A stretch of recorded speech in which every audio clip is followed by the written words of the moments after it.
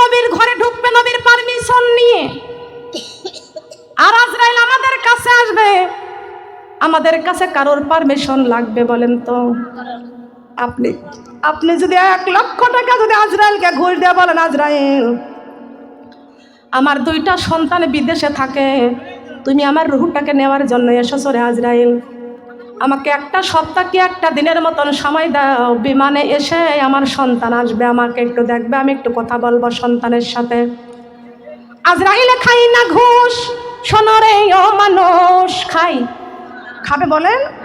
আজরাইলে খাই না ঘুষ, শোনো রে ও মানুষ, কি হবে সুদের টাকার পাহাড় গড়িয়া, আইসো খালি যাইবা খালি 3 টুকরা কাপড় লইয়া, আইসো খালি যাইবা খালি 3 টুকরা কাপড় লইয়া।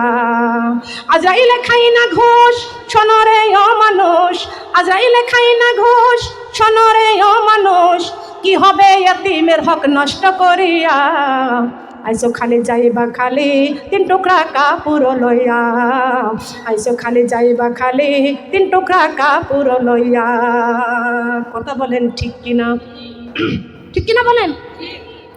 সুদের টাকার পাহাড় গড়ে কোনো লাভ আছে বলেন? আজরাইলকে ঘুষ দিতে পারবে না, আজরাইল ঘুষ খায় না। এই যুবতী মেয়েরা কোথায় যাও তোমরা? তোমাদের কি কাজ বাড়িতে? বসো এখানে। কোথায় যাও? ক্ষুধা লাগছে, মুনাজাত করে যাবা, বসো। খেয়াল করতে হবে, লক্ষ্য করতে হবে। খারাপ লাগছে? কষ্ট লাগছে? বাবনটা খেয়াল করতে হবে। আজরাইলে তো ঘুষ খায় না, তাহলে এতিমের হক কেন নষ্ট করে দেওয়া হয়? এতিমের হক নষ্ট আছে না? আছে কি? যে ছেলের বাবা নাই, চাচারা অনেক জায়গায় চাচারা ওই এতিমের সম্পদ মেরে খায়, নষ্ট করে দেয়। কথা বলেন আছে কি না? আছে কি? অনেক জায়গা প্রমাণ আছে। মা বোনেরা, এই কাজগুলো যেন না হয়, এতিমের হক নষ্ট করা যাবে না, বিধবাদের উপর অত্যাচার করা যাবে না, অসহায়দের উপর অত্যাচার করা যাবে না, রোগীর চিকিৎসা দিতে হবে। আল্লাহ বলেছেন খাদ্যহীনকে খাদ্য দাও। খাদ্যহীন মানে যে অনাহারে আছে, কষ্টে আছে, খাদ্যহীনকে খাদ্য দাও, বস্ত্রহীনকে বস্ত্র দাও, রোগীর চিকিৎসা দাও, রোগীর পাশে যাও, এতিমকে সাহায্য সহযোগিতা করো। আজকে তো এতিমকে সাহায্য করা তো দূরের কথা, একজনের বাড়িতে ওরা 4টা দায় দেয়, কিন্তু বড় ভাসুরটা মারা গেছে, ওরা 3 জন আর ওই বড় দায় দিকে আর সম্মান করতে চায় না। কথা বলেন ঠিক কিনা? মনে রাখবেন, তার স্বামীটা মারা গেছে, তোমার স্বামী যে বেঁচে থাকবে এর কোনো গ্যারান্টি আছে? আছে নাকি বলেন? খবরদার, আপনাদেরকে হয়তো স্বামী আছে, সন্তান আছে, আপনার বড় দায়দের তার স্বামীটা মারা গেছে, সে অসহায় হয়ে গেছে, তাকে সান্ত্বনা দেন, তার পাশে দাঁড়ান, বিপদ আপদে তার পাশে দাঁড়ান। এরই নাম হলো সুন্দর ইসলাম। কথা বলেন ঠিক কিনা? আছে কি আছে না? ইসলাম দরকার আছে কি? লক্ষ্য করতে হবে, খেয়াল করতে হবে। মা বোনরা যে কথা বলছি, শিক্ষা নিতে হবে আল্লাহর কোরআন থেকে। নবী আমার বলতেছেন, ফাতেমা আমি রাসূল না বলা পর্যন্ত, আমি রাসূল অনুমতি না দেওয়া পর্যন্ত আজরাইল আমার ঘরে প্রবেশ করবে না। সুবহানাল্লাহ। নবীর মর্যাদা কত বড়! আল্লাহ কয়, আজরাইল আমার বন্ধুর পারমিশন ছাড়া খবরদার বন্ধুর ঘরে প্রবেশ করতে পারবে না। বলেন সুবহানাল্লাহ। ফাতেমা আমি অনুমতি না দিলে আজরাইল আমার ঘরে প্রবেশ করবে না। ফাতেমা চোখের পানি ছেড়ে কান্দে আর বলে, বাবা আপনি অনুমতি দিয়েন না, দেন না অনুমতি।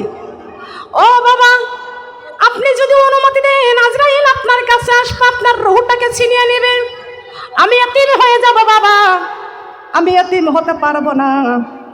নবী আমার বলল, মা ফাতেমা এই দুনিয়ায় চিরজীবন থাকার জায়গা না, তুমি কান্দিও না। ফাতেমা আমি ঘোষণা দিয়ে গেলাম, আমার আল্লাহ হুকুম করেছেন, আমার আল্লাহ এই মুহূর্তে জিবরাইল আলাইহিস সালামকে পাঠায় দিয়ে বলতেছেন, জিবরাইল আমার বন্ধুর কাছে যাও, আমার বন্ধুর মেয়ে ফাতেমা যেমন করে কান্দে, আমার বন্ধুর মেয়ে ফাতেমার কান্না আমি আল্লাহ সইতে পারি না।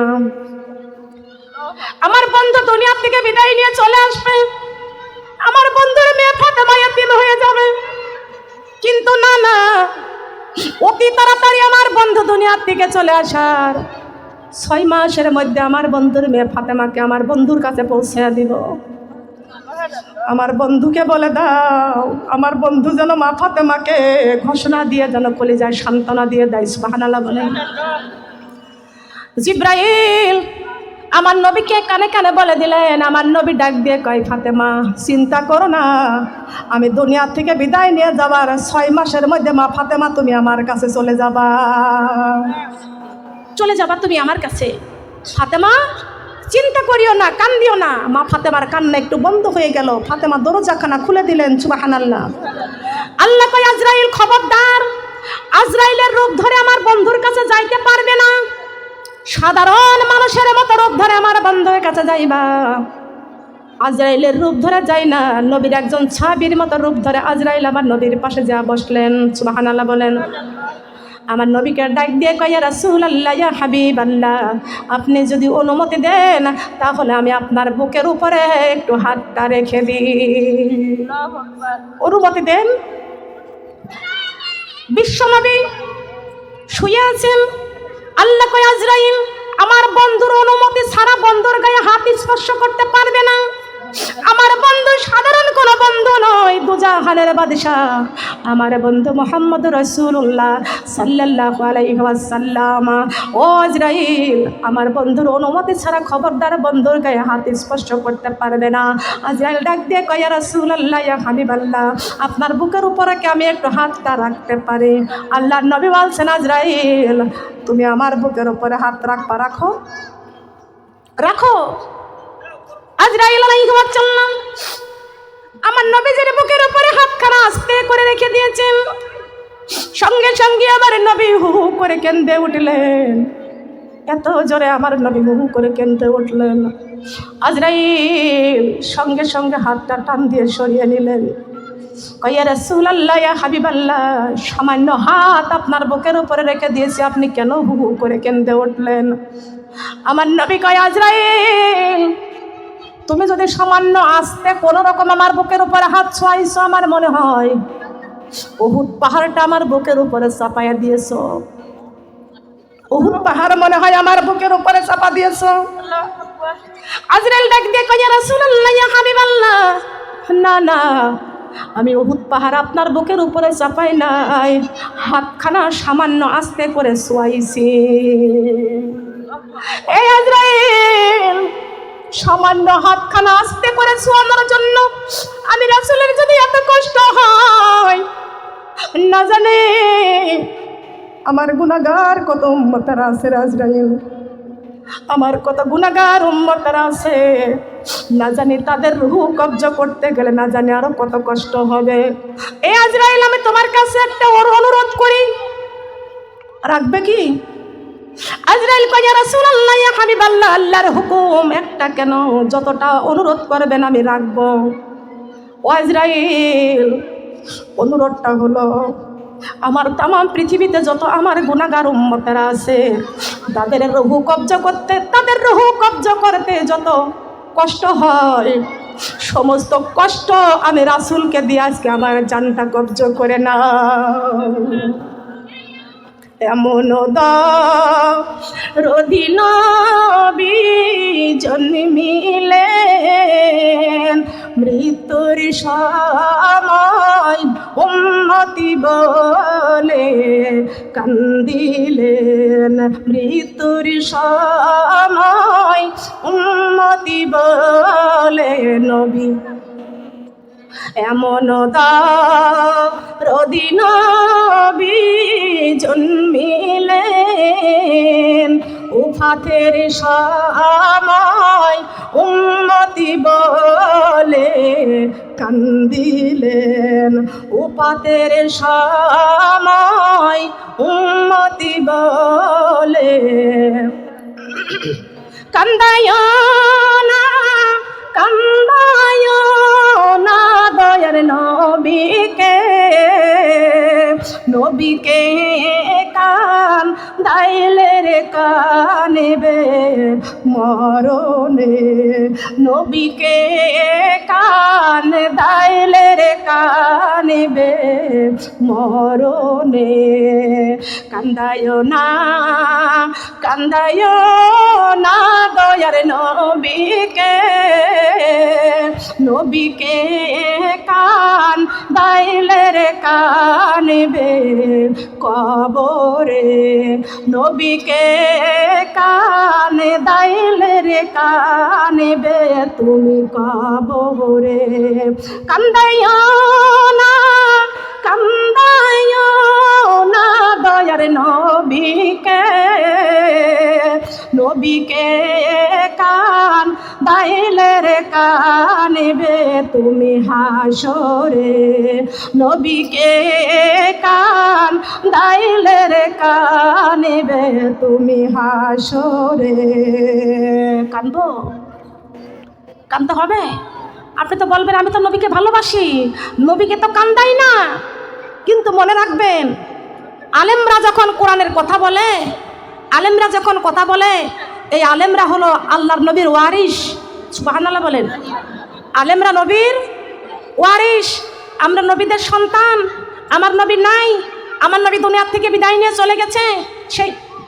সেই নবীর বাণী, কোরআনের বাণী, এইটা যারা প্রচার করবে তারা হলো নবীর ওয়ারিস। মনে রাখবেন, আল কোরআনের কথা যারা প্রচার করে, প্রকাশ করে, প্রচার করে, তারা নবীর ওয়ারিস। আলেমদের উপরে অত্যাচার করলে নবী আমার কানবে। কথা বলেন ঠিক কিনা? নবী কানবে কি কানবে না? আলেমদের উপর অত্যাচার করলে নবী আমার কানবে।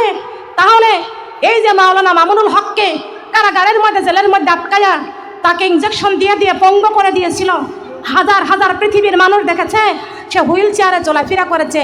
মাওলানা আমির হামজাকে কিভাবে আয়না ঘরে বন্দি করেছিল, কিভাবে আটকায়া তাকে 3 বছর রিমান্ডে দিয়েছে। তাহলে আমার মা বোনরা, এরা কি আমার নবীর ওয়ারিস না? তাহলে এই সমস্ত কোরআনের পাখিদেরকে ধরে ধরে তারা কোরআনের কথাই তো বলে, তারা জাহান্নাম থেকে বাঁচার জন্য জান্নাতের পথে তারা ডাকছে, আর তাদেরকে ধরে ধরে যদি শাস্তি দেয়, তাহলে কি আমার নবী কানবে না? বলেন কানবে না? আমার নবী কানবে। আর আমার নবীকে যারা কান্দাইবে তারা মরণে কানবে, আমার নবীকে যারা কান্দাইবে তারা কবরে কানবে, আমার নবীকে যারা কান্দাইবে তারা হাসরে কানবে। কথা বলেন ঠিক না বেঠিক? আছে কি না? শুধু নামাজ পড়লেই জান্নাতে যাবেন না, যাইতে পারবেন না জান্নাতে। জান্নাত কি সস্তা? কোরআনের আইন মানতে হবে। কার আইন মানতে হবে? কোরআন আইন মেনে তারপরে জান্নাতে যাইতে হবে। জান্নাতে যাইতে চাই তো? জান্নাতে যাইতে চাই? কারা কারা যাইতে চাই? হাত নামান। কোরআনের আইন মানো নারী, না মানিলে হইবা জাহান্নামী। কোরআনের আইন মানো নারী, না মানিলে হইবা জাহান্নামী। বাসিবা কয়দিন দুনিয়াতে, বাসিবা কয়দিন দুনিয়াতে, একটু দেখো চিন্তা করি। পর্দার আইন মানো নারী, না মানিলে হইবা জাহান্নামী। কোরআনের আইন মানো নারী, না মানিলে হইবা, কোরআনের আইন মানো নারী, না মানিলে হইবা জাহান্নামী। ফাদি খুলি ফি বাদি, ওয়াদি খুলি জান্নাতি। ফাদি খুলি ফি বাদি, ওয়াদি খুলি জান্নাতি।